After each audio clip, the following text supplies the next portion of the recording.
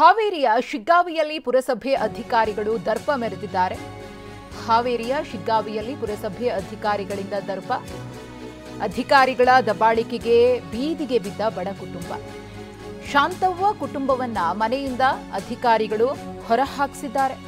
2008ರಲ್ಲಿ ಮನೆ ಅಲಾಟ್ ಮಾಡಿದ್ದ ಪುರಸಭೆ ಅಧಿಕಾರಿಗಳು ಶಾಂತವ್ವಗೆ ಅಲರ್ಟ್ ಆಗಿದ್ದಂತಹ ಮನೆಯನ್ನ ಬೇರೆಯವರಿಗೆ ಕೊಟ್ಟಿದ್ರು.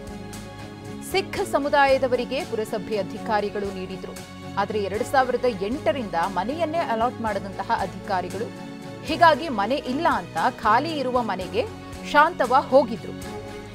ಶಾಂತವ್ವ ಬಂದಿದ್ದಕ್ಕೆ ಬೇರೆಯವರು ಕೂಡ ಮನೆಗೆ ಬಂದಿದ್ರು. ಶಿಗ್ಗಾವಿಯ ಗಂಜಿಗಟ್ಟಿ ರಸ್ತೆಯಲ್ಲಿರುವಂತಹ G+1 ಮನೆಗಳು. ಮನೆ ನಂಬರ್ 94ರಲ್ಲಿ ಶಾಂತವ್ವ ಗಡ್ಡಿ ಮತ್ತು ಅವರ ಕುಟುಂಬ ವಾಸವಿತ್ತು.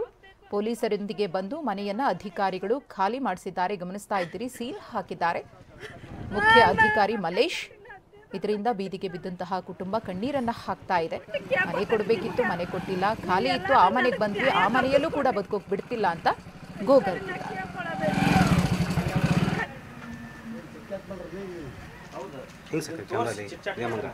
ಅವ್ರ ಮನೆ ಮಕ್ಕಳಿಗೆ ಅದು 10-12 ವರ್ಷ ನಾವು ರೊಕ್ಕ ಕಟ್ಟಿ ಅವ್ರಿಗೆ ಅಡ್ಡಾಡ ಸಾಕಾಗಿದ್ದಕ್ಕೆ ನಮ್ಮ ಮನೆಗೆ. ಶಾಂತವ್ವಳಿಗೆ ಬೈದು ಪೀಠೋಪಕರಣಗಳನ್ನ ಅಧಿಕಾರಿಗಳು ಹೊರಹಾಕಿದ್ದಾರೆ.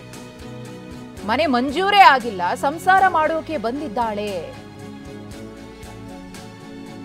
ಅಧಿಕಾರಿ ತುಂಬಾ ಕೆಟ್ಟದಾಗಿ ಶಾಂತವ್ವಳ ಜೊತೆಗೆ ವರ್ತಿಸಿದ್ದಾರೆ ಅನ್ನೋ ಆರೋಪ.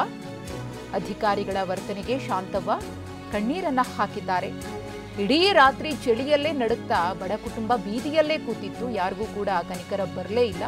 ವೃದ್ಧೆ ನೀಲವ್ವ, ರೇಣವ್ವ ಅನ್ನೋರನ್ನ ಅಧಿಕಾರಿಗಳು ಹೊರ ಹಾಕಿಸಿದ್ದಾರೆ. ಇಡೀ ರಾತ್ರಿ ಬೀದಿಯಲ್ಲೇ ಕಾಲ ಕಳೆದಿದ್ದಾರೆ. ಇನ್ನು ಶಾಂತವ್ವ ಪುತ್ರಿ ಆ ಬೀದಿಯಲ್ಲೇ ಬೆಳಕಲ್ಲೇ ಆಕೆ ಓದ್ಕೊಂಡಿದ್ದಾಳೆ. PUC ವಿದ್ಯಾಭ್ಯಾಸ ಮಾಡ್ತಾ ಇರುವಂತಹ ಪ್ರಿಯಾಂಕಾ. ಗಮನಿಸ್ತಾ ಇದ್ದೀರಿ, ಮನೆಯ ಮಂಜೂರು ಪತ್ರ ಇದೆ, ಆದರೆ ಮನೆ ಸಿಕ್ಕಿಲ್ಲ ಅವರಿಗೆ ಇನ್ನೂ ಕೂಡ. ಅದೇನು ಸಮಸ್ಯೆ ಆಗಿದೆಯೋ, ಮಂಜೂರಾಗಿದ್ರೂ ಕೂಡ ಮನೆಯನ್ನು ಕೊಡೋದಕ್ಕೆ ಅನ್ನೋದು ಅಧಿಕಾರಿಗಳಿಂದಲೇ ಸ್ಪಷ್ಟತೆ ಸಿಗಬೇಕಿದೆ. ಮನೆ ಖಾಲಿ ಇದೆ ಅಂತ ಹೇಳಿ ಈ ಮನೆಗೆ ಬಂದು ಸಂಸಾರ ಹೂಡಿದ್ರೆ ಬಾಯಿಗೆ ಬಂದಾಗೆ ಬೈದು ಅವರನ್ನು ಮನೆ ಖಾಲಿ ಮಾಡಿಸಿದ್ದಾರೆ. ಈಗ ದಸರಾದಾಗ್ರಿ 3 ತಿಂಗಳಿಂದ ಮನೆ ಖಾಲಿ ಮಾಡ್ಸಕತ್ಗಟ್ಲೆ ಇಲ್ಲಿ ಬಂದು ಸಾಮಾನು ಇಟ್ಕೊಂಡಿದ್ದು ರೀ.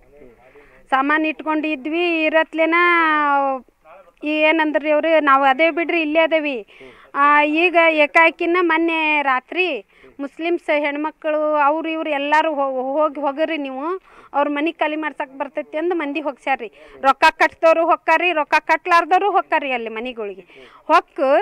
ಆಮೇಲೆ ಅಲ್ಲೆಲ್ಲ ಖಾಲಿ ಮಾಡಿಸ್ಕೊಂಡು ನಿಮ್ಮನ್ನು ಖಾಲಿ ಮಾಡಿದ್ರೆ ಅವ್ರು ಖಾಲಿ ಮಾಡ್ತಾರಂಥೇಳಿ ನಮ್ಮನ್ನ ಚೀಫ್ ಆಫೀಸರು, ಆಮೇಲೆ ನಿರ್ಮಿತಿ ಕೇಂದ್ರದವರು, ಪೊಲೀಸರು ಕೂಡಿ ಬಂದು ಎಲ್ಲ ಸಾಮಾನು ಹೊರಗೆ ಎಳೆದು ಹೋಗುದ್ರಿ. ನಮ್ಮ ಹೊರಗೆ ಎಳೆದು ಒಗದು ನಮ್ಮನ್ನು ಹೊರಗೆ ಹಾಕಿ ಚಾವಿ ಹಾಕ್ಕೊಂಡು ಹೋಗಿ ಹೋದ್ರಿ. ಸರ ನಮಗೆ ಈಗ ಒಂದು 6 ವರ್ಷ ಬಡವ್ರು ಹೆಂಗ್ ಜೀವನ ಮಾಡ್ಬೇಕು ಸರ್? ನಿಜ ಸರ್, ಜೀವನ ಯಾಕೆ ಬೇಕು ಸರ್? ಇಂಥವ್ರೆಲ್ಲ ಬಡವ್ರಾಗ ಹುಟ್ಟೋದೇ ತಪ್ಪ. ಅದು ಹೆಣ್ಮಕ್ಳಾಗ ಯಾಕೆ ಸರ್ ಹುಟ್ಟಬೇಕು?